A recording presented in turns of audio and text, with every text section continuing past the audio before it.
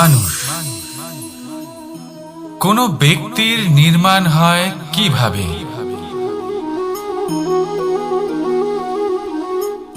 কেউ বলবেন পঞ্চতত্ত্বের দ্বারা, কেউ বলবেন আত্মা, দেহ ও চেতনার দ্বারা, কেউ বলবেন ঈশ্বরের কৃপার দ্বারা, তো কেউ বলবেন এই প্রকৃতির পরীক্ষার দ্বারা। না, মানুষের নির্মাণ হয়ে থাকে বিশ্বাস দ্বারা। ব্যক্তি তখনই গড়ে ওঠেন যখন ব্যক্তিত্ব থাকে, ঠিক কিনা? আর ব্যক্তিত্ব তখনই হবে আর সেরকমই হবে যেরকম বিশ্বাস আপনি নিজের উপরে রাখবেন। যদি আপনি মনে করেন আপনি বিষের ন্যায় হবেন, তাহলে আপনি বিষাক্তই হবেন। যদি আপনি এটা মনে করেন যে আপনি অমৃতের ন্যায় হবেন, তাহলে আপনি অমরই হয়ে যাবেন।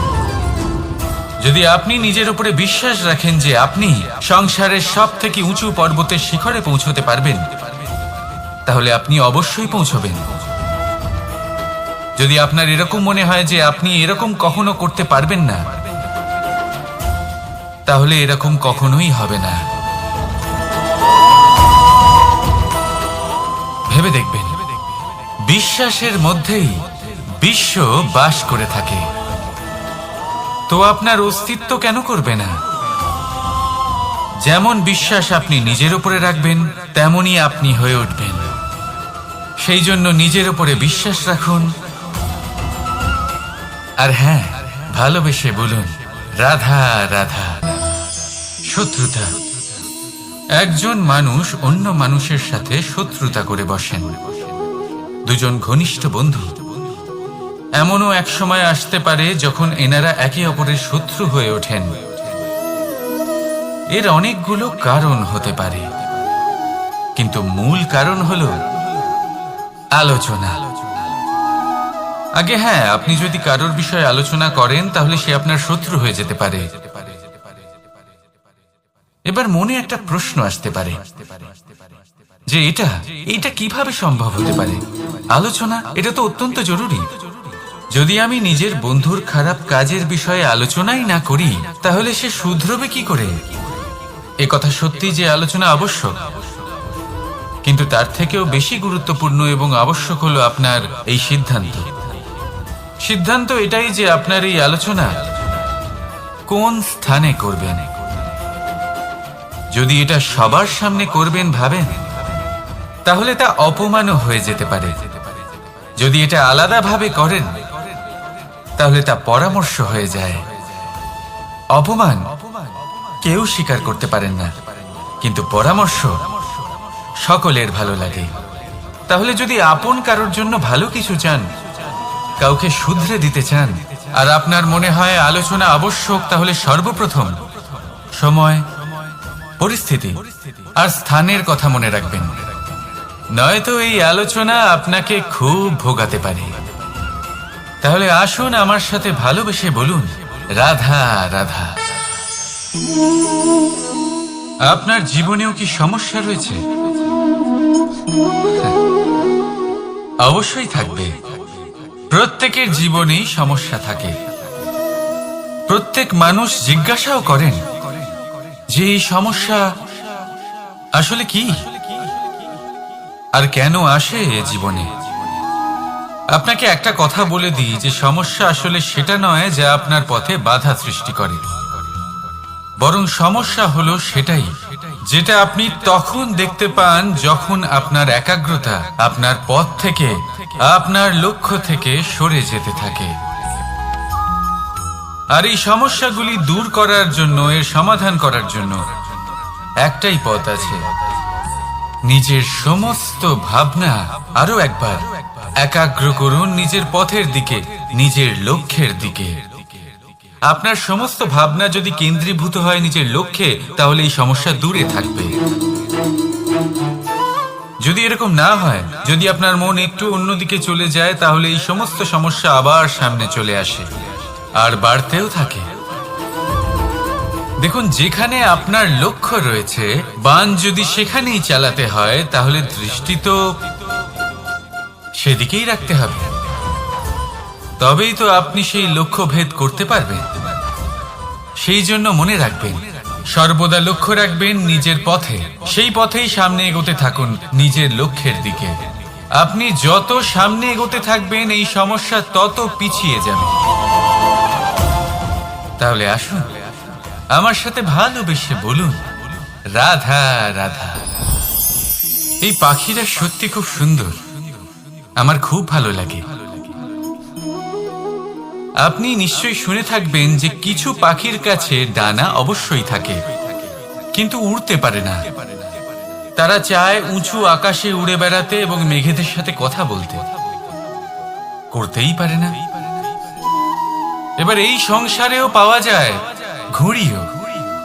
এদের মধ্যে না জীবন আছে, না প্রাণ আছে, আর না আছে ডানা, কিন্তু এরা আকাশের সাথে কথা বলে, হাওয়ার বেগের সাথে কথা বলে, আনন্দ করে, উৎফুল্ল হয়ে ওঠে, আকাশে জীবনের কিছু মুহূর্ত কাটায়। তার কারণ কি হতে পারে? কারণ হলো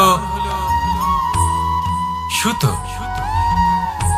এই সুতো যদি সঠিক হাতে থাকে তাহলে এই কাগজের তৈরি ঘুড়িও আকাশের উচ্চতায় উড়ে বেড়াতে পারে। এবার এই সুতো আসলে কি? এই সুতো হলো আসলে ভালোবাসা, এই সুতো হলো আসলে বিশ্বাসের। আর এটা আপনি দিয়ে থাকেন তাদের হাতে যাদের আপনি বিশ্বাস করেন, যাদের আপনি নিজের সর্বস্ব দিয়ে দেন। ভেবে দেখুন, এই ভালোবাসা আর বিশ্বাসের সুতো আপনি যদি সঠিক মানুষের হাতে দিয়ে দেন তাহলে আপনি অনেক উচ্চতায় উঠতে পারবেন, আকাশের উচ্চতায় উড়ে বেড়াতে পারবেন, মেঘের সাথে কথা বলতে পারবেন, পাখিদের মতো উড়তে পারবেন, যা ইচ্ছে তাই করতে পারবেন। শুধু এই মানুষ সঠিক হতে হবে, এমন একজন মানুষ যার মনে আপনার জন্য ভালোবাসা রয়েছে, এমন এক মানুষ যার মনে কোনো স্বার্থ নেই, যিনি পরোপকারী, এমন একজন ব্যক্তি যিনি আপনার অস্তিত্বকে বাইরে নিয়ে আসতে পারবেন, তাকে উজ্জ্বল করে তুলবেন। তাহলে ভালোবাসুন, আনন্দ করতে থাকুন, আর এই আনন্দ সহকারে বলুন, রাধা রাধা। আমরা সকলে এমন ব্যক্তির সাথে থাকতে চাই যারা খুব মিষ্টি কথা বলেন, যাদের ব্যবহার আমাদের ভালো লাগে, যারা দেখতে সুন্দর হন, যাদের আমরা পছন্দ করি। আর সব সময় এমন ব্যক্তির থেকে দূরে থাকতে চেষ্টা করি যাদেরকে আমরা পছন্দ করি না, যাদের কথা আমাদের খারাপ লাগে, যাদের কথা একটু কঠোর হয়। আমরা সব সময় চেষ্টা করি এদের থেকে দূরে থাকার, ঠিক কিনা? কিন্তু যদি বাস্তবটা দেখি তাহলে এই কঠোরতা জীবনে শান্তির প্রলেপ দেয়। ওষুধও একটু কড়াই হয়, কিন্তু এ কি করে? আমাদের সুস্থ করে তোলে। ঠিক সেইভাবেই ভালোবাসার এই অধ্যায় একটু কঠিন, একটু কড়াও মনে হতে পারে, কিন্তু এর ফল সবসময় আপনাদের স্বাস্থ্যের পক্ষে ভালোই হয়। সেই জন্য যদি কেউ আপনার নিন্দে করে, আপনাকে কড়া কথা শোনায়, আপনার ব্যাপারে আলোচনা করে, তার মানে এটা নয় যে সে আপনার শত্রু। হতে পারে তিনি আপনার বন্ধু হন, আপনার জন্য ভালো চান, আপনাকে শুধরে নিতে চান, আপনার মধ্যে কোনো পরিবর্তন দেখতে চান। সেই জন্য কখনো কারোর কথা শুনে বা কাউকে দেখে প্রাথমিকভাবে এই সিদ্ধান্ত নেবেন না যে তিনি আপনার শত্রু হন নাকি আপনার বন্ধু হন। এমনও শত্রু হয়ে থাকেন যে গুড়ের মতো মিষ্টি মিষ্টি কথা বলে আসলে আপনাকে বিষ পান করিয়ে দেবেন। আর এমনও বন্ধু থাকেন যারা আসলে নিমের মতো কড়া কথা বলেন কিন্তু আপনাকে অমৃত পান করান। এদের মধ্যে পার্থক্য করতে জানতে হবে, কে আসলে শত্রু হন আবার কে আসলে মিত্র হন। এই পার্থক্য যখন আপনি করতে শিখবেন তখন আপনি এই সংসারের সব থেকে সুখী প্রাণী হয়ে উঠবেন। এই পার্থক্য বোঝা সহজ নয়, কিন্তু অবশ্যই আবশ্যক। রাধা রাধা। অসুখ। এমন কোনো মানুষ আছেন এই সংসারে যার অসুখ করে না? প্রত্যেক মানুষ কখনো না কখনো অবশ্যই অসুস্থ হয়েছে, তার এই শরীর রোগের শিকার অবশ্যই হয়েছে। এবারে দেখুন, এই রোগ আসে আবার এই রোগ চলেও যায়, কিন্তু সেই রোগ আমাদের কষ্ট দিতে কেন সক্ষম হয়? কারণ হলো স্বচ্ছতা। যদি এই স্বচ্ছতা শরীরে না থাকে তাহলে মানুষকে শারীরিক কষ্ট পেতেই হবে। ঠিক সেইভাবেই অত্যন্ত প্রয়োজনীয় হলো এই স্বচ্ছতা যেন মনেও থাকে। যদি এই স্বচ্ছতা মনে না থাকে তাহলে মানুষ চারিত্রিকভাবে কষ্ট সহ্য করেন। এবারে নিবারণ কি হতে পারে? বড়ই সহজ এর উপশম। যদি রোগ শরীরে হয় তাহলে সর্বপ্রথম স্বচ্ছতা বজায় রাখতে শিখুন। এই শরীরকে পরিষ্কার রাখতে শিখুন। বিচক্ষণতার সাথে এই রোগের সম্মুখীন হন। ভয় পাওয়ার কোনো দরকার নেই। ব্যায়াম করতে থাকুন, সব ঠিক হয়ে যাবে। সেইভাবেই যদি এই অসুখ মনে হয় তাহলে কি করা যায়? সর্বপ্রথম তার আধারের উপরে নজর দিন। আপনার এই আধারই হলো আপনার আহার। যা আপনি আহার করবেন সেরকমই মানুষ হয়ে উঠবেন। সেইভাবেই আপনি যেরকম ভাবেন সেরকমই মানুষ হয়ে উঠবেন।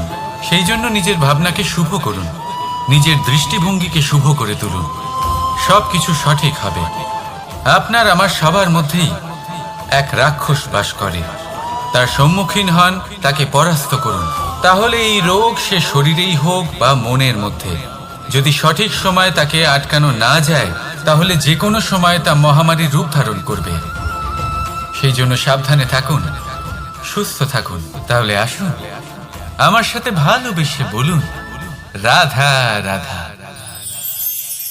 সংসারে সকলের মনে বাসনা থাকে তারা যেন ধন অর্জন করতে পারেন। সবাই তার জন্য চেষ্টাও করেন। একটি অত্যন্ত ছোট শিশুও যখন সে কোনো উপহার পায় তার থেকে সে অবশিষ্ট ধন সঞ্চয় করতে চেষ্টা করে। কারণ আমরা ভাবি যে সংগ্রহ করলে আমরা ধনী হয়ে উঠতে পারবো, ধনবান হয়ে উঠতে পারবো। এবার এটাই কিন্তু গুণের ক্ষেত্রেও প্রযোজ্য। যদি আপনারা জীবনে গুণবান হতে চান তবে সংগ্রহ করার কোনো প্রশ্নই নেই। আপনাকে শুধু সম্পত্তি খরচ করতে হবে। আমি ধনের কথা বলছি না, আমি এই সংসারের সব থেকে মূল্যবান সম্পত্তির কথা বলছি। সেটা হলো সময়। গুণবান হওয়ার জন্য আপনাকে শুধু সময় খরচ করতে হবে, অর্থাৎ প্রত্যেক মুহূর্তের সদ্ব্যবহার করতে হবে, আর তাও উচিত প্রকারে। যদি এই কাজ আপনি করতে পারেন তাহলে আপনা থেকেই গুণবান হয়ে উঠবেন। আর একবার যদি গুণবান হয়ে উঠতে পারেন তাহলে ধনবানও হতে বেশি সময় লাগবে না। সেই জন্য জীবনে গুণ অর্জন করুন, সময়ের সদ্ব্যবহার করুন, আর আমার সাথে ভালোবেসে বলুন, রাধা রাধা। সবাই বলেন যদি সংসারে কিছু জয় করতে চাও তাহলে নিজেকেই পথপ্রদর্শক হতে হবে। এই সংসারকে যদি প্রকাশমান করতে চাও তাহলে প্রদীপের মতো তোমাকেও জ্বলতে হবে। এই কথা অত্যন্ত শ্রেষ্ঠ, কিন্তু প্রদীপের মতো জ্বলার পূর্বে কিছু সাবধানতা অবলম্বন করা প্রয়োজনীয়। কিভাবে? ভেবে দেখুন, চারিদিকে অন্ধকার, আমার প্রকাশের প্রয়োজন। সেই ক্ষেত্রে যদি আমি একটি দীপক প্রজ্বলিত করি তাহলে চারদিক প্রকাশমান হবে, আমার ভালো লাগবে। কিন্তু ধরুন মাথার উপর কড়া রোদ আর তার মাঝে আমি একটি প্রদীপ জ্বালাতে শুরু করলাম, তখন কি হবে? আমি নিজেই বুঝতে পারবো যে আমি মূর্খামি করছি। মাটির প্রদীপ, তেল, প্রচেষ্টা, সময়, এই সব কিছু নষ্ট করছি। সেই জন্য মনে রাখবেন, জীবনে পরিশ্রম করা প্রয়োজনীয়, কিন্তু পরিশ্রম কোথায় করতে হবে, কতটা করতে হবে, সেটা মাথায় রাখা আরো প্রয়োজনীয়। আসুন আমার সাথে ভালোবেসে বলুন, রাধা রাধা।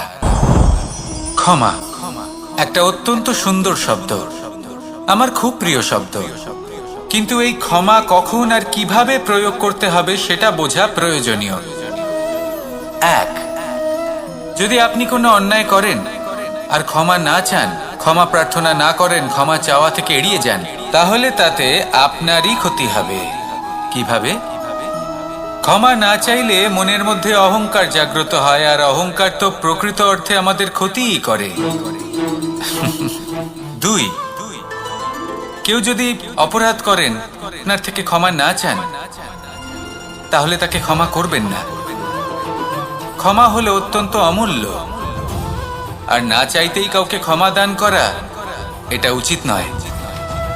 তিন, যদি কেউ আপনার সাথে অনুচিত কিছু করেন, অপরাধ করেন, আর আপনার থেকে ক্ষমা চান, তাহলে তাকে ক্ষমা করে দিন। তাতে আপনার অন্তরের করুণাবোধ জাগ্রত হবে, প্রেম জাগ্রত হবে, আর তা আপনার জন্য শুভ হবে। 4, যদি আপনি নিজে কোনো অপরাধ করেন তাহলে অবশ্যই ক্ষমা চাইবেন, তাতে আপনারই লাভ হবে। কিভাবে? সামনের ব্যক্তি আপনাকে ক্ষমা করুক বা না করুক, আপনার অন্তরের অহংকার ক্ষীণ হবে, আর এই মন আরো নির্মল হয়ে উঠবে। এই ক্ষমা অত্যন্ত অমূল্য, ভেবেচিন্তে একে ব্যবহার করুন আর আমার সাথে ভালোবেসে বলুন, রাধা রাধা। আমি এখানে একা এই বনে বসে আছি, বাঁশি বাজাচ্ছি। কার জন্য? কে আছেন এখানে? কেউ নেই। আমার প্রজা, আমার রাজ্য, আমার পরিবার আমার থেকে অনেক দূরে আছেন। আমি এখানে একা এই বনে বসে এই আকাশের এই রঙের, গাছের এই সব ফলের, মাটির সুবাসের আনন্দ উপভোগ করছি। কেন? আমি হলাম দ্বারকাধীশ। এমন কি রাজকীয় বা ভৌতিক সুখ রয়েছে যে আমি ওখানে পেতে পারি না? সবকিছুই পেতে পারি, তাও এখানে বনে একা বসে আছি। কোন সুখ খুঁজে চলেছি? একা থাকার সুখ। আমরা প্রত্যেকদিন অনেক মানুষের সাথে, চিন্তাধারার সাথে, কর্মের সাথে, পরিস্থিতির সাথে, সুখ দুঃখের দ্বারা বেষ্টিত থাকি। জীবনের এই চক্রে আমরা জড়িয়ে পড়তে থাকি। যতই আমরা এই সমস্যার সমাধান করি, আমরা ততই এতে জড়িয়ে পড়ি। আমরা এতটাই জড়িয়ে পড়ি যে যখন আমরা আয়নায় নিজেদের দেখি, তখন আমরা নিজেদের চিনতেই পারি না। এমন মনে হয় যেন আমরা নিজেদের হারিয়ে ফেলেছি। সেই জন্য প্রত্যেক দিন আপনি কিছু সময় নিজের সাথে কাটান একান্তে। এটা অত্যন্ত আবশ্যক। নিজের অস্তিত্বের গভীরে গিয়ে দেখতে শিখুন, নিজেকে বুঝুন। অদ্ভুত শান্তির অনুভূতি হবে। যেমন এই বায়ু, এই বৃক্ষ, এই পুষ্প, এই নিসর্গ, এদের মতো আপনিও কখনো একলা হতে শিখুন। কখনো নিসর্গের একটা অংশ হয়ে দেখুন। এই মন প্রসন্ন হয়ে বলবে, রাধা রাধা। বাহ, পুষ্পের সুবাস আমার খুব ভালো লাগে। অত্যন্ত সুন্দর হয় এই পুষ্প। এইভাবে চারিদিকে পুষ্প দেখে মন আনন্দিত হয়ে ওঠে। এবার আপনারা ভেবে দেখুন, আমার চারিদিকে পুষ্প নয়, আগুন আছে। তাহলে কি হবে? আমার শরীর কি জ্বলে যাবে না?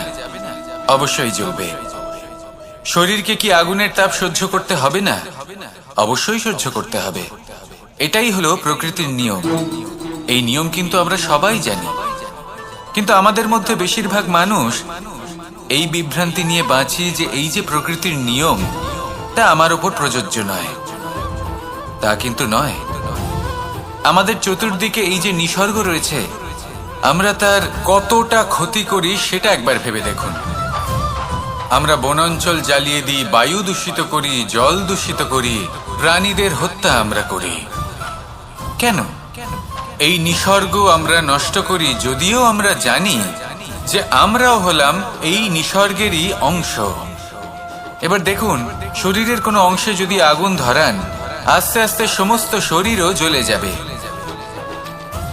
সেইভাবেই নিসর্গ যদি নষ্ট হয়ে যায়, তাহলে মনুষ্য জাতিও নষ্ট হয়ে যাবে। তাই এই যে নিসর্গ আপনি দেখছেন, নিসর্গ থাকে মানুষ থাকবে। যদি নিসর্গ থাকে তাহলেই জীবন থাকবে। আসুন আমার সাথে ভালোবেসে বলুন, রাধা রাধা। ওমা, এ কি? আমি কখন থেকে এখানে অপেক্ষা করছি, হাত পেতে দাঁড়িয়ে রয়েছি যাতে একটা ফল আমার হাতে এসে পড়ে এবং সেটা আমি খেতে পারি। কখন থেকে অপেক্ষা করছি, কিন্তু সেটা হচ্ছেই না। এবার আপনি বলবেন যে এসব কি বলছি, এ কি অদ্ভুত কথা বলছি। যদি ফল খেতে হয় তাহলে আমাকে বৃক্ষে চড়তে হবে, ফলের কাছে পৌঁছতে হবে, তবেই তো ফল পাবো। এবার এটা অত্যন্ত সহজ ব্যাপার, কিন্তু এই বিষয়টা আপনি নিজের জীবনের প্রসঙ্গে ভেবে দেখুন। লক্ষ্য কোথায় আছে আপনি জানেন, সেই লক্ষ্যে পৌঁছানোর পথ কি সেটাও আপনি জানেন, সেই পথে চলার ক্ষমতাও আপনার রয়েছে, কিন্তু তাও আপনি নিজের লক্ষ্য লাভ করতে পারছেন না। কেন? কারণ আপনি অপেক্ষা করছেন যে লক্ষ্য আপনার সামনে চলে আসবে, কিন্তু তা হয় না। লক্ষ্য সে যাই হোক না কেন, ধন হোক, প্রেম হোক, কোনো সম্মান হোক বা মোক্ষ হোক, যদি আপনি তার দিকে অগ্রসর না হন তাহলে ফল প্রাপ্তি অসম্ভব ব্যাপার, তা কোনোদিনই হবে না। সেই জন্য আপনার চোখের সামনে আপনি যদি নিজের লক্ষ্যকে দেখতে পান তাহলে উঠুন এবং সেই দিকে অগ্রসর হতে শুরু করুন। নিজের অন্তরের সকল অশুভ গুণ দূর করুন, অলসতা ত্যাগ করুন, অজ্ঞানতা ত্যাগ করে দিন এবং চলতে থাকুন। অবশ্যই মনোবাঞ্ছিত ফল লাভ করতে পারবেন। মনে রাখবেন, চলতে থাকলে তবেই লক্ষ্য প্রাপ্তি হবে। অপেক্ষার দ্বারা শুধুমাত্র মৃত্যু লাভ হবে। আসুন আমার সাথে ভালোবেসে বলুন, রাধা রাধা। আমি দ্বারকাধীশ এবং আমার সভাতে বিভিন্ন সময় বিভিন্ন ধরনের মানুষ আসেন, নিজেদের দাবি নিয়ে, নিজেদের ইচ্ছে নিয়ে। কখনো কেউ ভোজন চান, আবার কখনো কেউ ওষুধ, কখনো কেউ বস্তু চান, কেউ আবার চান বস্ত্র। কারোর জ্ঞান চাই, কারোর ধন চাই, আবার কারোর বাসস্থান। অনেক সময় আমি এই অনুরোধ, এই ইচ্ছে পূর্ণ করি না। এবার আপনি এটা ভাবতেই পারেন যে কৃষ্ণ তো তাহলে লোভী, ওর কাছে তো সবকিছুই রয়েছে, তারপরেও সে নিজের প্রজার ইচ্ছে পূর্ণ করে না, তাদের সমস্যাগুলি বুঝতে পারে না, তাদের সুখ স্বাচ্ছন্দ্য প্রদান করে না।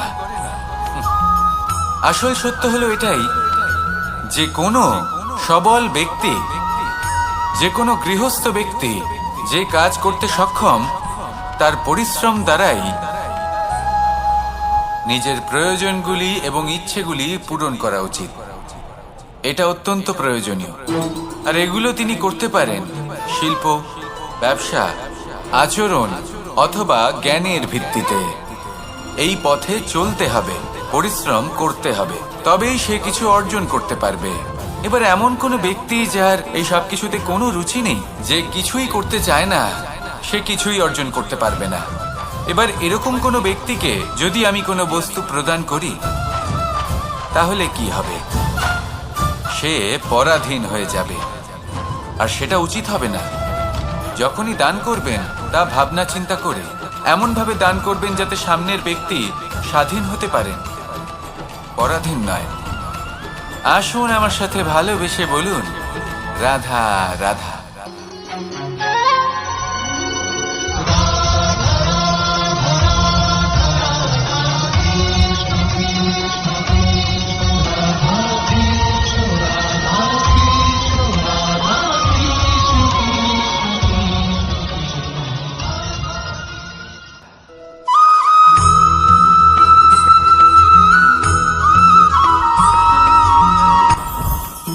জীবনে কিছু শেখা অত্যন্ত গুরুত্বপূর্ণ।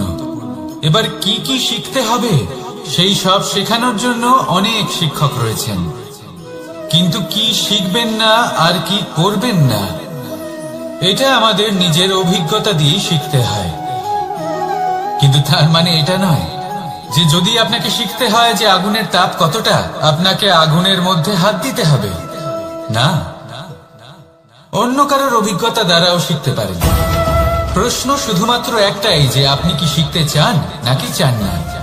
যদি আপনি এটাই ভাবেন যে আমি শুধুই নিজের অভিজ্ঞতা দ্বারাই শিখতে চাই, তাহলে জীবনকাল ছোট মনে হবে, অনেক কিছুই শিখতে পারবেন না। তাই নিজের সাথে সাথে বড়দের অভিজ্ঞতার দ্বারাও শেখা শুরু করে দিন। এই সংসারের অভিজ্ঞতা দ্বারা শিখতে শুরু করে দিন। আর এটা নিশ্চিত রূপে শেখা আবশ্যক যে কখন কি করবেন না, কোথায় থামতে হবে আর কোথায় থামবেন না। তাহলে আসুন আর আমার সাথে ভালোবেসে বলুন, রাধা রাধা।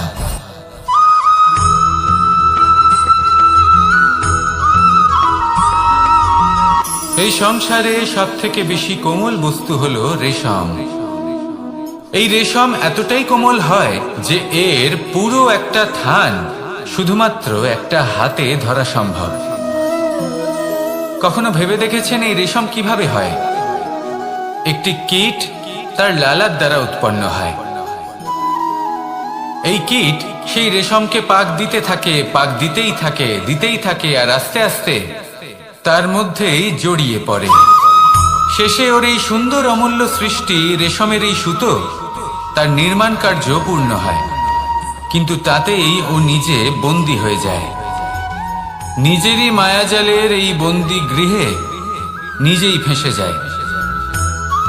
এবার এই সুতোকে ব্যবহারযোগ্য করে তোলার জন্য এই কীটগুলিকে এই কবচের সাথেই ফুটন্ত জলে ফেলে দেওয়া হয়। এই সংসারে যদি আমাদের স্বপ্ন এই সংসারের দুঃখ হরণ করার জন্য, এই সংসারে সুখ বিতরণ করার জন্য হয়, তবেই আমাদের প্রগতি সম্ভব। যদি আমাদের এই স্বপ্ন শুধুই আমাদের এবং আমাদের স্বার্থ সিদ্ধির জন্য হয়, তাহলে এই স্বপ্ন আমাদের অন্ধ করে দেবে, আমাদের অন্ধকারের পথে নিয়ে যাবে, আর আমরাও সেই কীটের মতো হয়ে যাব। নিজেদেরই মায়াজালে আমরা নিজেই ফেঁসে যাব, আর শেষে আমরা যদি কিছু লাভ করি তা হবে একাকিত্ব, অন্ধকারময় মৃত্যু।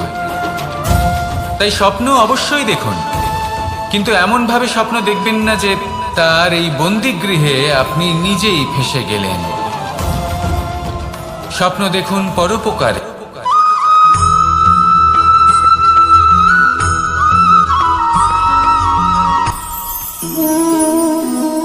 শক্তি এক অত্যন্ত বিচিত্র বস্তু, বা বলতে পারেন অনুভূতি।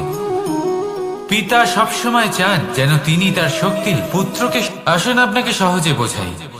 যদি আপনি সুপাত্র হন আর আপনাকে শক্তি দেওয়া হয়, তাহলে আপনি সেই শক্তির গুরুত্ব বুঝবেন, কোথায় সেই শক্তি প্রয়োগ করা উচিত সেটা বুঝবেন। আর এটা যেহেতু অর্জন করা শক্তি হবে, সেই শক্তির অপব্যবহার হবে না। কিন্তু যদি এই আপনি কুপাত্র হন আর যদি আপনাকে এই শক্তি দেওয়া হয়, তাহলে কি হবে? দেখতে গেলে এই শক্তি আপনি দান হিসেবে পেয়েছেন, তাই না আপনি এই শক্তির গুরুত্ব বুঝবেন আর না এর প্রয়োগ আপনি জানবেন। তার অপব্যবহার হওয়া সুনিশ্চিত। তাই যদি আপনি কোনো শক্তি অর্জন করতে চান, তাহলে আগে তার যোগ্য হয়ে উঠুন, পুত্র নয় পাত্র হয়ে উঠুন। আর আমার সাথে ভালোবেসে বলুন, রাধা রাধা।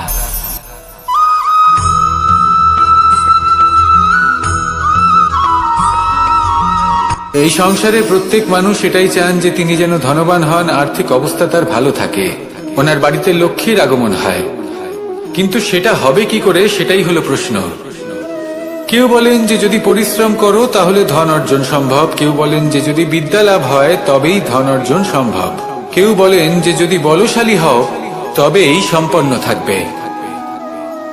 ভালো কথা, যদি তাই হয়ে থাকে, তবে দিনমজুর সারা দিন পরিশ্রম করেন, তিনি কেন ধনী হন না?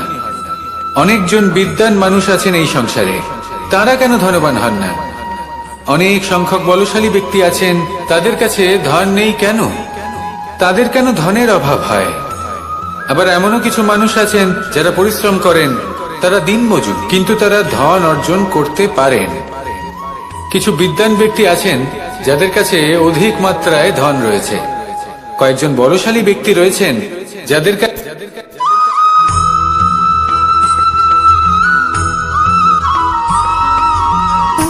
সুখ, দুঃখ এবং শক্তি, এই তিন হলো এই সংসারের ত্রিদেবের মতো।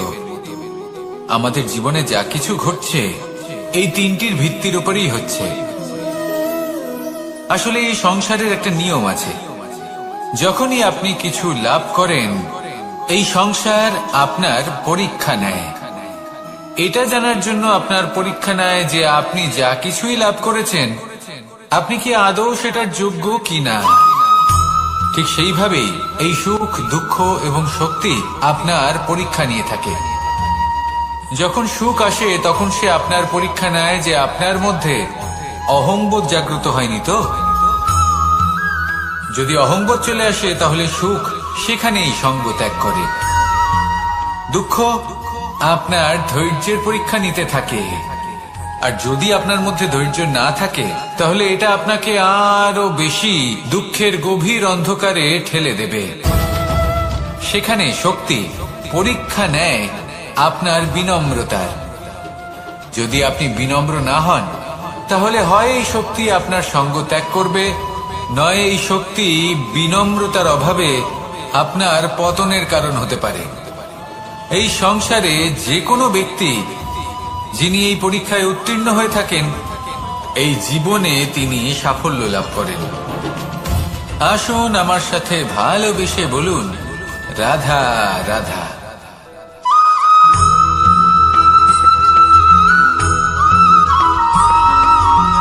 পঞ্চতত্ত্বের মধ্যে দ্বিতীয় তত্ত্ব হল ধরণী, ভূমি, যাকে আমরা ধরণী মাতা বলি। এই ধরণী ধৈর্য ধারণ করে, আর এর উপরেই আমাদের সমগ্র সংসার নির্ভরশীল। কারণ এই ভূমি সহ্য ক্ষমতা রাখে, এর সহ্য ক্ষমতা হল অপরিসীম। সন্তান যতই আঘাত প্রদান করুক না কেন, প্রেম পূর্বক সহ্য করে, আর তার বদলে অমূল্য রত্ন প্রদান করে। সন্তান যদি হাল চালায়, তাহলে তার বদলে তাকে অন্ন প্রদান করে। এটাই হলো ধরণী। এবার এর থেকে আমরা কি শিক্ষা পেতে পারি? এটাই যে কারোর জন্য কিছু করা বা কাউকে কিছু দেওয়া মনে কোনো কামনা ছাড়াই। আর এই কথাটা বুঝে যান, যদি কারোর জন্য কামনা না রেখে বা কোনো পাওয়ার আশা না রেখে কারোর জন্য কিছু করেন বা কারোকে কিছু দেন, যদি এটা আপনি শিখতে পারেন, তবে আপনি ভালোবাসতে শিখে গেছেন। আর সেই জন্যই এই ধরিত্রীকে মাতা বলা হয়। কারণ মাতা শুধু উনি নন যিনি গর্ভে সন্তানকে ধারণ করেন, মাতা তো উনিও যিনি জীবন বাঁচতে শেখান, যিনি জীবন বাঁচার উদাহরণ প্রদান করেন। তাহলে ধরণীর থেকে এই নিঃস্বার্থ ভাব শিখুন, নিঃস্বার্থ ভালোবাসা শিখুন, আর এই ভালোবাসার সাথেই বলুন, রাধা রাধা।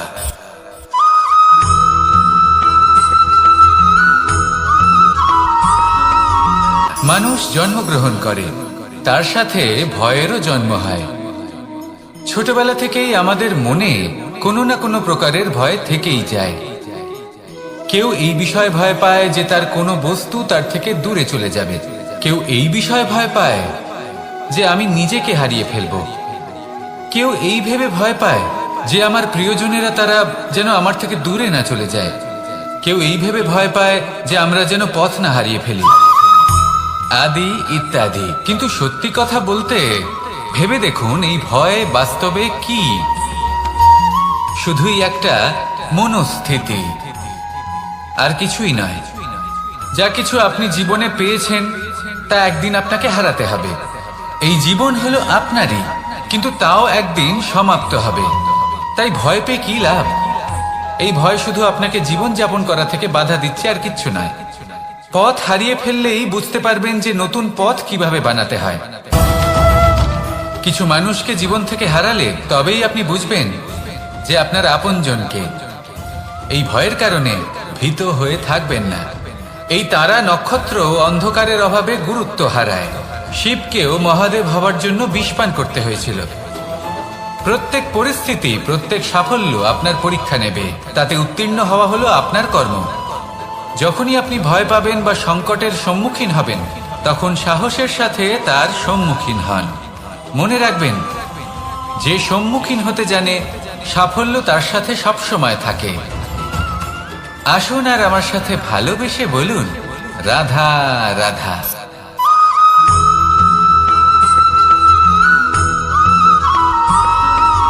জীবনে অগ্রসর হওয়ার জন্য আমাদের কাকে প্রয়োজন হয়? মাতা পিতা, বন্ধু, প্রেম, সাহায্য, অর্থ, পরিশ্রম, আশা। ভিন্ন ভিন্ন মানুষ ভিন্ন ভিন্ন বিকল্প চয়ন করে। যদি আমি আপনাকে বলি, তাহলে জয় আর পরাজয়ের মন্ত্র দুটো শব্দের উপর নির্ভর করে, মেনে নেওয়া আর দৃঢ় হওয়া। যদি মেনে নেন তাহলে হেরে যাবেন, যদি দৃঢ় হন তাহলে নিশ্চিত রূপে জয়ী হবেন। যদি কখনো আপনি ক্লান্ত হয়ে ওঠেন, আপনি দুঃখী হন, পুরোপুরি ভেঙে পড়েছেন, তখন মেনে নেবেন না যে আপনি ভেঙে পড়েছেন, নয়তো হেরে যাবেন। তখন উল্টে স্থির করবেন যে যাই হয়ে যাক না কেন আমি জয়ী হবই। আর আপনি দেখবেন যে জয় নিশ্চিত রূপে আপনার কাছেই আসবে। তাহলে এই কথা মনে রাখবেন আর আমার সাথে ভালোবেসে বলবেন, রাধা রাধা।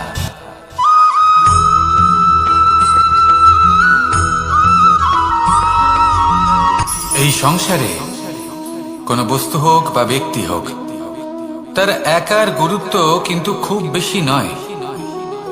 একটা উদাহরণ হিসেবে বৃষ্টির ফোঁটাকে ভেবে দেখুন। যদি একটি বৃষ্টির ফোঁটা হয় তাহলে তার খুব বেশি গুরুত্ব থাকে না, কিন্তু যখন সহস্র বৃষ্টির ফোঁটা মেঘের মধ্যে দিয়ে ঝরে পড়ে তখন সেটা বর্ষার রূপ ধারণ করে।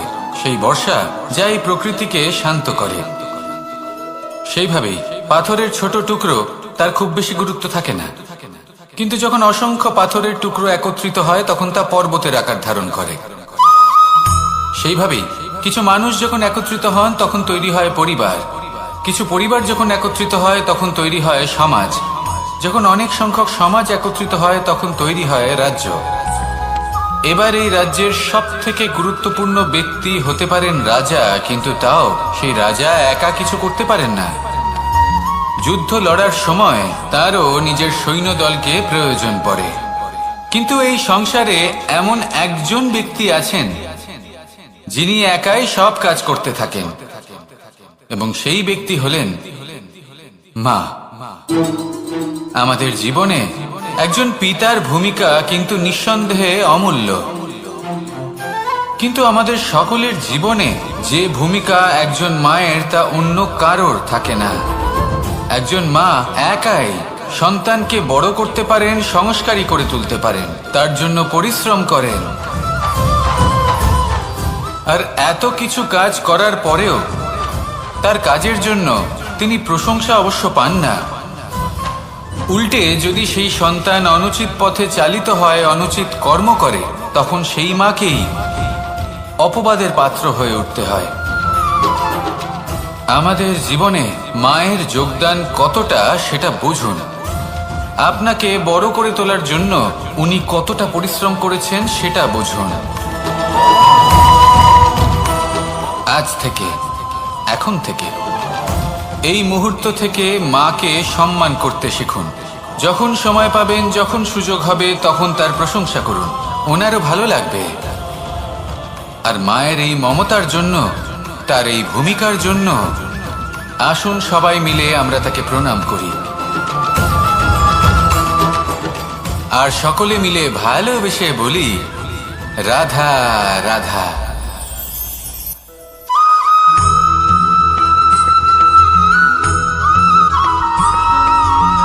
এই সংসারের সব থেকে গুরুত্বপূর্ণ তত্ত্ব কোনটা? প্রথম হলো সময়। জন্ম থেকে মৃত্যু পর্যন্ত এই যে সময়, এটাই তো হলো জীবন। দ্বিতীয় হলো জীবন, যাতে আমরা সময়ের সদ্ব্যবহার করি, শ্রেষ্ঠ থেকে শ্রেষ্ঠতর কাজ করার চেষ্টা করি। বহু বছরের এই পরম্পরা, এই সংস্কৃতিকে এগিয়ে নিয়ে যাওয়ার চেষ্টা করি। এই সংসারে আমরা অংশগ্রহণ করতে চেষ্টা করি। তৃতীয় হলো ধন, সেই ধন যা প্রত্যেক ব্যক্তি অর্জন করতে চেষ্টা করেন। এবার এই তিনটি তত্ত্বের মধ্যে একটা সামঞ্জস্য আছে, সমান ব্যাপার আছে। সে ধনই হোক বা সময় হোক বা হোক জীবন। আর সেই সমান ব্যাপার হলো যে যদি আপনি এটা গণনা করতে থাকেন তাহলে তা কমতে থাকে, যদি আপনি এটা ব্যবহার করেন তাহলে তা বাড়তে থাকে। একে সংগঠিত করে রাখতে চেষ্টা করলে এ হাত থেকে ফসকে যায়, কিন্তু যদি আপনি একে সামলে রাখতে শিখে যান তাহলে এমন কাজ করবেন যাতে সংসারের সাথে সাথে পরবর্তী প্রজন্ম লাভবান হবে। যদি কিছু শিখতে চান তাহলে সামলাতে শিখুন, গণনা করা বা সংগঠিত করা নয়। আসুন আর আমার সাথে ভালোবেসে বলুন, রাধা রাধা।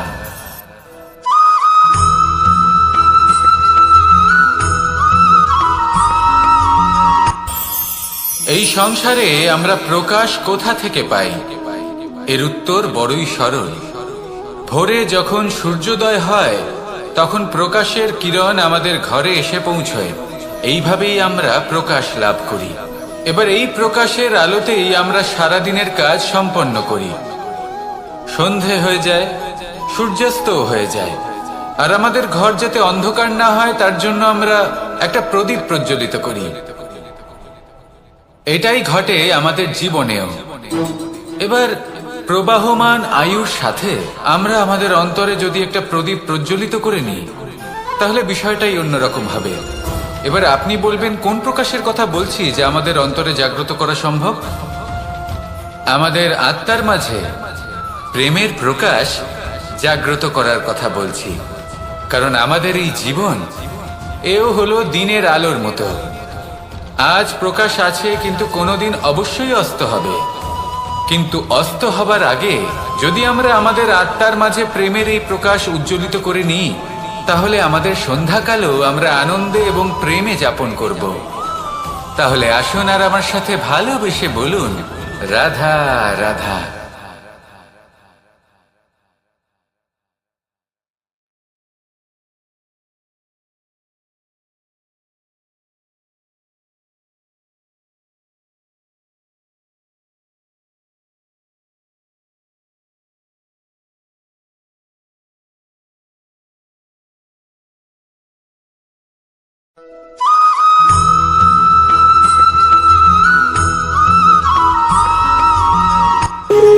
যখন মানুষের মৃত্যু হয় তখন কি হয়? অনেক সংখ্যক মানুষ শোক পালন করতে চলে আসেন। যে ব্যক্তি মৃত্যু লাভ করেছেন তার অনেক বস্তু থাকে যেগুলো তার প্রিয়, যেগুলো তিনি ব্যবহার করেছেন।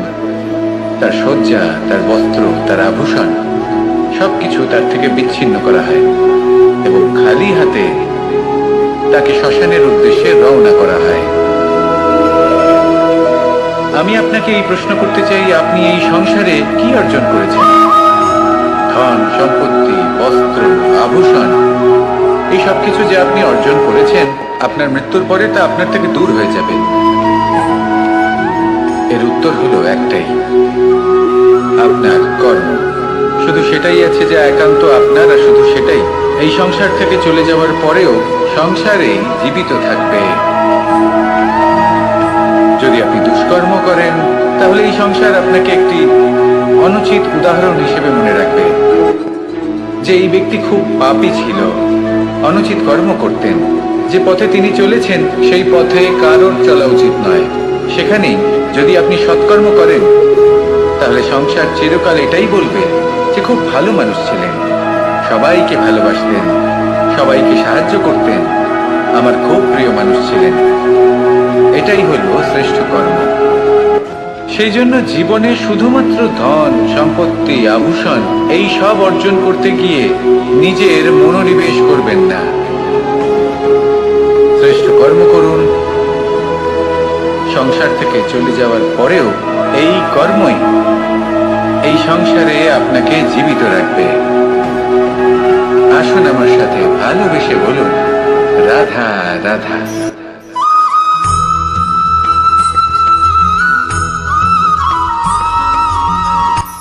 এই সংসারে সাফল্য লাভ করার জন্য জ্ঞানের প্রয়োজন হয়, পরিশ্রমের প্রয়োজন হয়, দৃঢ় নিষ্ঠার প্রয়োজন হয়, নিরন্তর চেষ্টা করা প্রয়োজনীয়। কিন্তু আরো কিছু আছে যা অত্যন্ত প্রয়োজনীয় এবং গুরুত্বপূর্ণ। তা হলো ভালো বন্ধু। তাদের থাকা অত্যন্ত প্রয়োজনীয়। যদি ভালো বন্ধু থাকে, তাহলে সময় এলে তারা ঢাল হয়ে আপনাকে সুরক্ষা করবেন। সময় এলে অস্ত্রের মতো শত্রুকে সংহারও করবেন। যদি তিনি জ্ঞানী হন, তাদের মধ্যে সদ্গুণ থাকে, তাহলে এই সব গুণ আপনার মধ্যেও প্রবেশ করবে। তাহলে সাফল্যের জন্য ভালো বন্ধু পাওয়া অত্যন্ত প্রয়োজনীয়। কিন্তু শুধু বন্ধু কেন, ভালো শত্রুও থাকা প্রয়োজনীয়। এবার আপনি ভাববেন, আমি কি বললাম? যদি আপনার জীবনেও ভালো অর্থাৎ শক্তিশালী শত্রু থাকে, তাহলে আপনিও শক্তিশালী হতে থাকবেন। এই শত্রু আপনাকে প্রেরিত করবে আরো বেশি শক্তিশালী হয়ে ওঠার। কখনো কোনো হরিণকে দেখুন, তীব্র গতিতে দৌড়তে থাকে। কেন তীব্র গতিতে দৌড়য়? এই কারণে নয় যে কোথাও তার জন্য মধুর ঘাস অপেক্ষা করে রয়েছে, না। সে এই কারণে তীব্র গতিতে দৌড়য় কারণ সেটা না করলে তার পেছনে একটি সিংহ আছে যে ওকে নিজের ভোজন করে ফেলবে। তাই জীবনে বিপদ, সংকট এই সবকিছুও হলো অত্যন্ত গুরুত্বপূর্ণ। তার সম্মুখীন হতে শিখুন আর আমার সাথে ভালোবেসে বলুন, রাধা রাধা।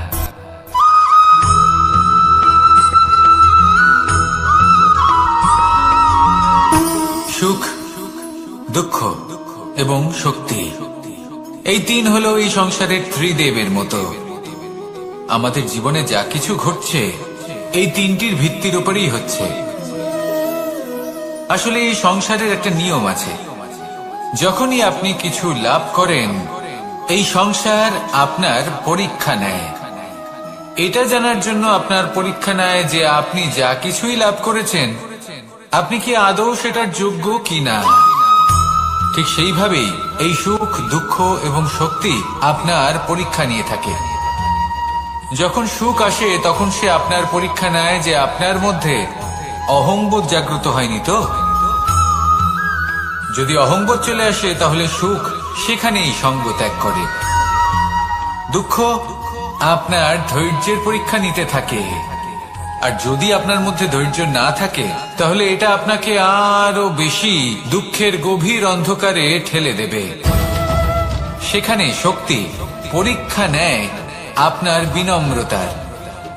যদি আপনি বিনম্র না হন তাহলে হয় এই শক্তি আপনার সঙ্গ ত্যাগ করবে, নয় এই শক্তি বিনম্রতার অভাবে আপনার পতনের কারণ হতে পারে।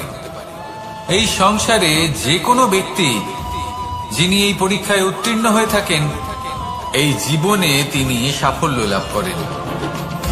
আসুন আমার সাথে ভালোবেসে বলুন, রাধা রাধা।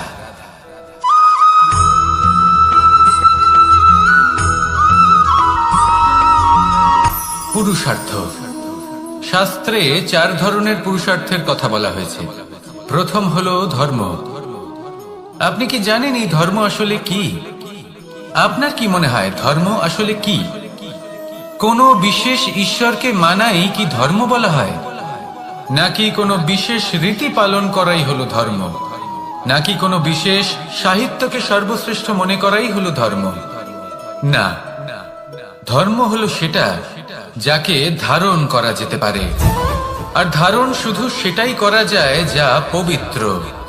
পবিত্র শুধু তাকেই বলা হয় যা নিঃস্বার্থ, যার মধ্যে শাসন করার কোনো ইচ্ছে নেই, যা সরলভাবেই প্রবাহমান, জল এবং বায়ুর মতো। যখন কোনো ব্যক্তি ধর্মকে ধারণ করেন এবং সেই ধর্ম সেই ব্যক্তিকে রক্ষা করে তখন তাকে ধর্ম বলা হয়। ধর্ম যা রক্ষা করে অহংকার থেকে, খারাপ চিন্তার হাত থেকে। সেই জন্য পুরুষার্থ গড়ে তোলার আগে, ধর্ম পালন করার আগে ধর্মের প্রকৃত অর্থ কি সেটা বুঝে নিন। এটা জেনে রাখুন যে সমস্ত ধর্মের আধার, সমস্ত ধর্মের ভিত শুধুমাত্র ভালোবাসা। আসুন আর এই ভালোবাসার সাথেই বলুন, রাধা রাধা।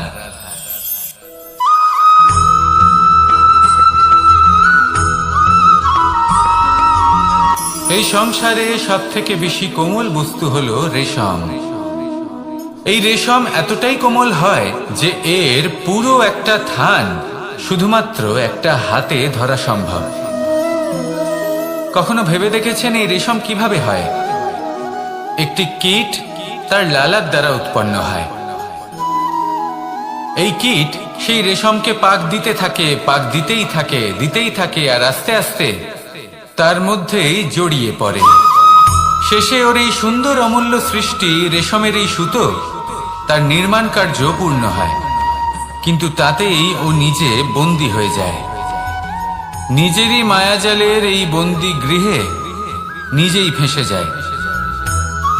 এবার এই সুতোকে ব্যবহারযোগ্য করে তোলার জন্য এই কীটগুলিকে এই কবচের সাথেই ফুটন্ত জলে ফেলে দেওয়া হয়। এই সংসারে যদি আমাদের স্বপ্ন এই সংসারের দুঃখ হরণ করার জন্য, এই সংসারে সুখ বিতরণ করার জন্য হয়, তবেই আমাদের প্রগতি সম্ভব। যদি আমাদের এই স্বপ্ন শুধুই আমাদের এবং আমাদের স্বার্থ সিদ্ধির জন্য হয়, তাহলে এই স্বপ্ন আমাদের অন্ধ করে দেবে। আমাদের অন্ধকারের পথে নিয়ে যাবে, আর আমরাও সেই কীটের মতো হয়ে যাব। নিজেদেরই মায়াজালে আমরা নিজেই ফেঁসে যাব, আর শেষে আমরা যদি কিছু লাভ করি তা হবে একাকিত্ব, অন্ধকারময় মৃত্যু। তাই স্বপ্ন অবশ্যই দেখুন, কিন্তু এমনভাবে স্বপ্ন দেখবেন না যে তার এই বন্দিগৃহে আপনি নিজেই ফেঁসে গেলেন। স্বপ্ন দেখুন পরোপকারে।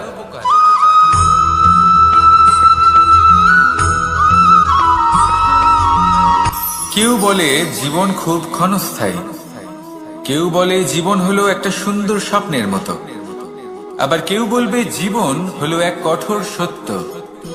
কিন্তু জীবন আসলে কি? জীবন হলো আপনারই প্রতিবিম্ব, একটা দর্পণ। অর্থাৎ আপনি জীবনকে সেইভাবেই পাবেন যেরকম আপনি নিজেকে প্রতিপন্ন করবেন। যদি আপনি দর্পণের দিকে তাকিয়ে হাসেন, তাহলে আপনি সামনে হাসি মুখী দেখতে পাবেন। এবার যদি আপনি গম্ভীর হয়ে থাকেন, তাহলে আপনি একজন রুষ্ট ব্যক্তি দেখতে পাবেন। শেষে সবথেকে বেশি গুরুত্বপূর্ণ হলো আপনার চেষ্টা। আপনাকে সবসময় চেষ্টা করতে হবে যাতে আপনি নিজেকে প্রসন্ন এবং ইতিবাচক মনোভাবে রাখেন। এটা হলো আপনারই উত্তরদায়িত্ব, তাকে পালন করুন। এই মনকে প্রসন্ন রাখুন, এই সংসারকে সুন্দর বলে মনে হবে, আর এই মন প্রসন্ন হয়ে বলবে রাধা রাধা।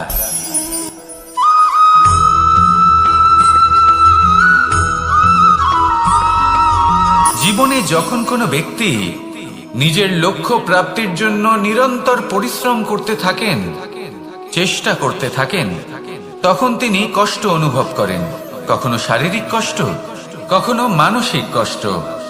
এবার উনি এটা ভাবতে থাকেন যে আমি কি উচিত করছি নাকি অনুচিত করছি। কারণ অন্যদিকে এমন একজন ব্যক্তিও আছেন যিনি একদমই পরিশ্রম চেষ্টা করছেন না। তিনি মদিরা পান করেন, বিলাসিতায় জীবন কাটান, অলস প্রকৃতির হয়ে ওঠেন, নিদ্রাতে বিলীন হয়ে থাকেন, আর ভাবেন যে তিনি সুখ লাভ করছেন। কিন্তু এরকম কেন হয়? কারণ যখন আমরা সৎ পথে থাকি, উচিত পথে চলি, লক্ষ্য প্রাপ্ত করার জন্য চেষ্টা করতে থাকি, তখন আমাদের ভেতরে থাকা নেতিবাচক শক্তি এবং পাপ এই দেহকে ত্যাগ করে দেয়। আর এই অনুভূতিটাই আমাদের দুঃখের অনুভূতি দেয়, কষ্ট দেয়। এবার সেখানে যদি আমরা কুপথে চলি, অনুচিত পথে চলতে থাকি, তাহলে আমাদের ভেতরে থাকা পুণ্য এবং ধনাত্মক শক্তি আমাদের দেহ ত্যাগ করে দেয়। আর এই অনুভূতির কারণেই আমরা সুখ অনুভব করি। কিন্তু কখনো ভাববেন যে এই সুখ বেশি সময় পর্যন্ত থাকে না। সেই জন্য সবসময় মনে রাখবেন, যদি আপনি জানেন যে এটাই আপনার লক্ষ্য, এটাই উচিত পথ, শুভ পথ, তাতে নিরন্তরভাবে এগিয়ে যেতে চেষ্টা করতে থাকুন। এই কষ্ট আপনাকে সুখের পরাকাষ্ঠায় কখন পৌঁছে দেবে তা আপনি জানতেই পারবেন না। আসুন আমার সাথে ভালোবেসে বলুন রাধা রাধা।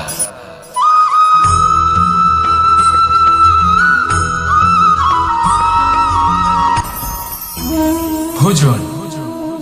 এবার ভোজন সংগ্রহ করার জন্য মানুষ কি না করেন, সব সময় চেষ্টা করতে থাকেন। ফসল উৎপাদনের জন্য অনেক পরিশ্রম করতে থাকেন, কিন্তু অনেক সময় অনেক পরিশ্রম করার পরেও ফসল ভালো উৎপাদন হয় না। এর কারণ কি? কারণ হলো এটাই যে আপনি পরিশ্রম হয়তো অনেক করেছেন, কিন্তু আপনার নজর তো সেই বীজের দিকে ছিলই না যা আপনি রোপণ করেছেন। সেই জন্য সব সময় কোনো বীজ রোপণ করার আগে তাকে পরখ করে দেখুন, তা অত্যন্ত আবশ্যক। আর সেইভাবেই যখনই কোনো কর্মের প্রশ্ন আসে, তাহলে সেখানে শুধুমাত্র পরিশ্রম যথেষ্ট নয়। সেই কাজের প্রতি আপনার কর্তব্য কি, আপনার উদ্দেশ্য কি, সেটা জানা হলো অত্যন্ত গুরুত্বপূর্ণ। তাই কর্ম করুন, কিন্তু সেই কর্মের প্রতি আপনার যা উদ্দেশ্য তার মাহাত্ম্য বুঝতে চেষ্টা করুন। তাহলে আসুন আমার সাথে ভালোবেসে বলুন রাধা রাধা।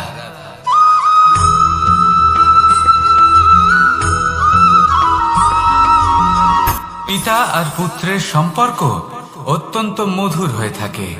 পিতা স্বপ্ন দেখেন, তাকে পূর্ণ করার সকল সম্ভাব্য চেষ্টা করেন, কিন্তু তাও অনেক সময় ওনার স্বপ্ন অপূর্ণ থেকে যায়।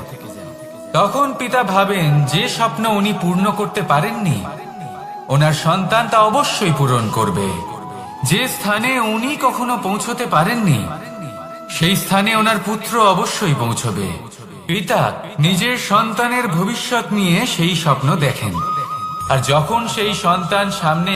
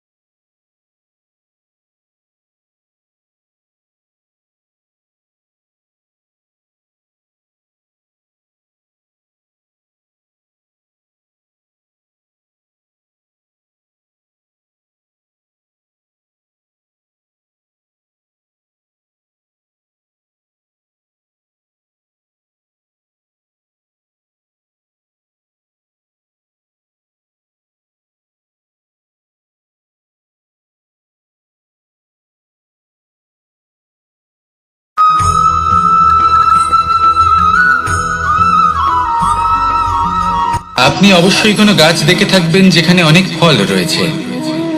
সেই গাছের ডালগুলি নিজে থেকেই নত হয়ে যায়। কেন? যাতে মানুষ, প্রাণী, এরা সকলে যাতে সেই ফল খুব সহজে গ্রহণ করতে পারেন। এটাই হলো প্রকৃতির শিক্ষা, এটাই হলো প্রকৃতির নিয়ম। মানুষেরও কিছুটা এরকমই হওয়া উচিত। যদি আপনি সাফল্যের চরম সীমায় পৌঁছে যান, অনেক বেশি ধন অর্জন করে ফেলেন, তখন মনে রাখবেন যে আপনি যেন অহংকারী না হয়ে পড়েন। বিনম্র থাকতে হবে। সেই ধনকে ব্যবহার করতে হবে উচিত কাজের জন্য। সেই ধনের দ্বারা সমাজের মঙ্গল করা উচিত। সকল মানুষকে সাহায্য করা উচিত যাদের ধনের অভাব আছে। যদি ধনী হওয়া সত্ত্বেও আপনি ধনের সদ্ব্যবহার এই সমাজের মঙ্গলের জন্য, তার ভালোর জন্য না করেন, যদি আপনি ধন দান না করেন, তাহলে এই ধন অহংকার রূপী বিষে পরিণত হয়ে আপনাকেই নাশ করবে। তাই ফলে ভরা গাছের মতো নত হয়ে থাকুন, বিনম্র হয়ে থাকুন। কখনো কখনো এমন সময় আসবে যখন আমাদের আপনজনের থেকে সাহায্য চাইতে হয়। আমরা সাহায্য চাই আর তারা সাহায্য করেও দেন, আমাদের সংকট থেকে মুক্তও করে দেন। কিন্তু যখন এই সময় বদলে যায়, যখন সুখের সময় আমাদের জীবনে আসে, তখন আমাদের মনে একটা অহংবোধ জেগে ওঠে। মনে হয় উপকার আবার কি, সেই ব্যক্তি সাহায্য করেছিলেন তাতে কি, উনি তো নিজের কর্তব্য পালন করছিলেন। সেই ব্যক্তি আমাদের ধন দিয়েছিলেন যখন প্রয়োজন ছিল, তো আমরা সেই ধন তো ফিরিয়ে দিয়েছি, উপকার কিসের? এই ভাবনা অনুচিত।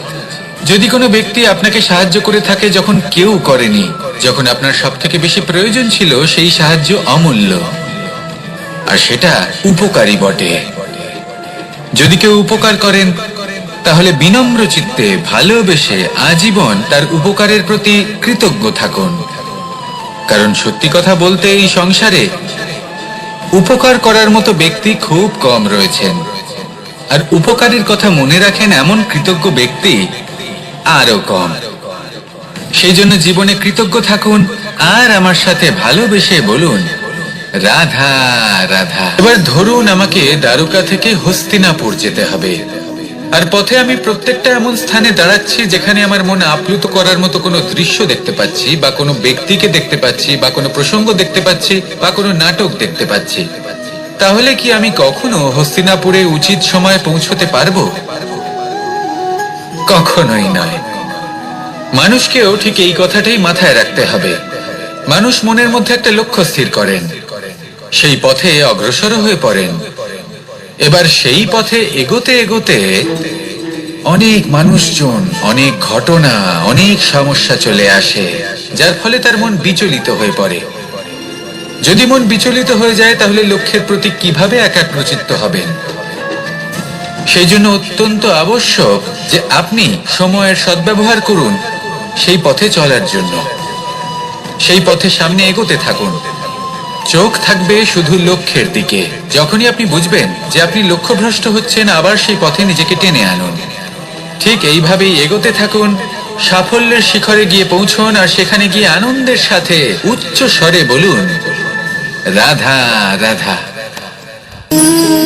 এগুলো হলো নিম পাতা। যদি এগুলো চেখে দেখেন, তাহলে মুখ বিকৃত হবে। এগুলো কি তেতো খেতে, হে নারায়ণ! এর থেকে বেশি তিক্ত সংসারে আর কিছুই হতে পারে না। হয়তো আপনি এগুলো ফেলেও দেবেন, কিন্তু যদি এই স্বাদের ঊর্ধ্বে উঠে এই নিমের বিষয়ে আপনারা জানতে চেষ্টা করেন, তাহলে আপনি জানতে পারবেন যে এই নিম কতটা বেশি গুরুত্বপূর্ণ, কত গুরুত্বপূর্ণ ওষুধ, আর আমাদের শরীরের জন্য কতটা বেশি লাভজনক। এই নিম, এর মধ্যে অনেক রোগের উপশম নিহিত রয়েছে। এবার জীবনে আমরা বিভিন্ন মানুষের সাথে পরিচিত হই, নেত্র দ্বারা তাদের দেখি, কিন্তু তাদের আমরা খুব একটা পছন্দ করি না। সেক্ষেত্রে আমাদের কি করা উচিত? অন্তর মন দিয়ে তাদের দেখা উচিত। ওনাদের রূপ রং নয়, ওনাদের ব্যবহার, ওনাদের গুণাবলী দেখা উচিত। কারণ হতে পারে ঠিক যেমন নিম পাতা বাস্তবে খুব তেতো, কিন্তু আমাদের শরীরের পক্ষে লাভজনক, সেইভাবেই এইসব মানুষ যাদের দেখলে আমাদের ভালো লাগে না, যাদের রূপ রং আমাদের পছন্দ হয় না, হয়তো সেই মানুষগুলোই আমাদের জীবনকে পূর্ণরূপে পাল্টে দিতে পারেন। হতে পারে তাদের মধ্যে এমন ক্ষমতা রয়েছে, আমাদের সুখ, শান্তি, প্রেরণা প্রদান করতে পারেন, আমাদের দুঃখ হরণ করতে পারেন, আমাদের পথ দেখাতে পারেন। সেই জন্য যখনই কোনো ব্যক্তিকে দেখবেন, চর্মচক্ষু নয় অন্তর্মন দিয়ে দেখবেন, রূপ রং নয় গুণাবলী দেখবেন, মানুষকে আরো ভালোভাবে বুঝতে পারবেন। আর এই মন প্রসন্ন হয়ে বলবে, রাধা